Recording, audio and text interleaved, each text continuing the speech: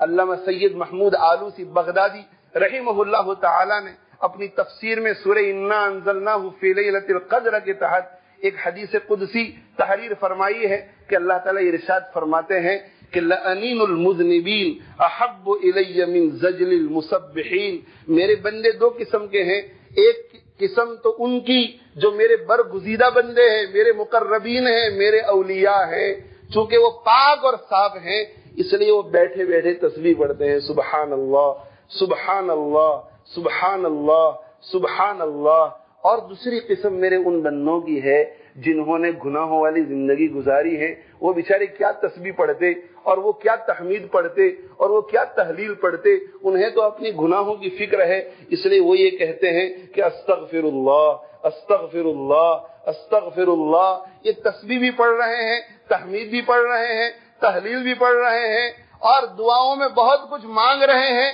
لیکن یہ جو گناہ کرنے والے ہیں ان کو ایک ہی فکر ہے کہ بھئی گناہوں کا بوجھ میرے سروں کے اوپر، وہ کہتے ہیں استغفر اللہ استغفر اللہ استغفر اللہ، اور معافی مانگتے مانگتے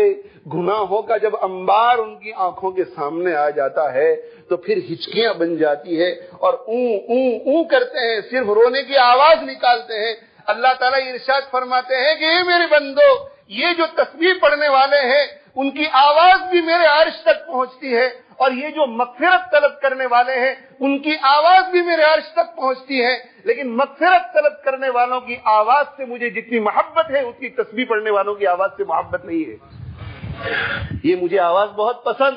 اس لیے کہ وہ تو میرے دوست پہلے سے، اور دوست دوستی میں مجھے یاد کر کے سبحان اللہ کہہ رہا ہے، اور یہ میرا روٹھا ہوا بندہ جو گناہوں کی وجہ سے، نفس اور شیطان کے فریب کی وجہ سے میری دوستی سے دور کر دیا گیا تھا، آج مبارک رات میں میرے در پہ آ کر کسی کونے میں بیٹھ کر استغفر اللہ کہتا ہے، تو میرا وہ بندہ جو مجھ سے کٹا تھا، مجھ سے جڑ رہا ہے، اس کے جڑنے کو دیکھ کر مجھے بہت خوشی ہوتی ہے۔ میرے بھائیو، اللہ ہمیں قریب کرنا چاہتے ہیں،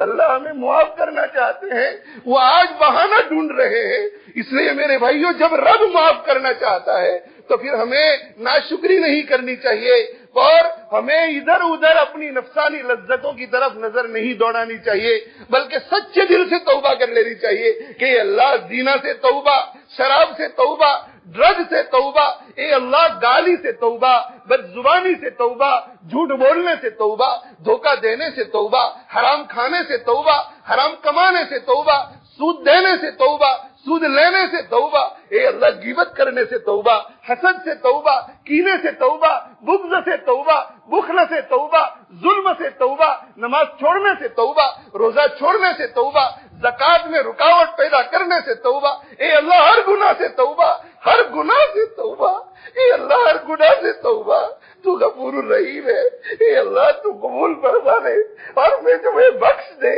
اے اللہ تیرے خزانے میں کوئی کمی نہیں، تیرے خزانے میں کوئی کمی نہیں، تیرے خزانے میں کوئی کمی نہیں، تو وہی تو ہے، تو وہی تو ہے جو نمرود کو بھی معاف کر سکتا تھا، تو وہی تو ہے جو قارون کے بارے میں کہتا ہے موسیٰ علیہ السلام سے کہ اے موسیٰ، اگر قارون مجھ سے ایک مرتبہ کہتا کہ اے اللہ مجھے معاف کر دے تو میں قارون کو بھی معاف کر دیتا۔ اے اللہ تو اتنا کریم، اتنا رحیم، تو اتنا غفور، ایسا غافر، ایسا بخشنے والا، رحم کرنے والا، اے اللہ میں کافر تو نہیں، میں مشرک تو نہیں، میں منافق تو نہیں، میں تیرے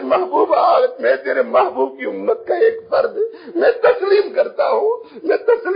ہوں، میں مانتا ہوں کہ میں نے بہت گناہ کیے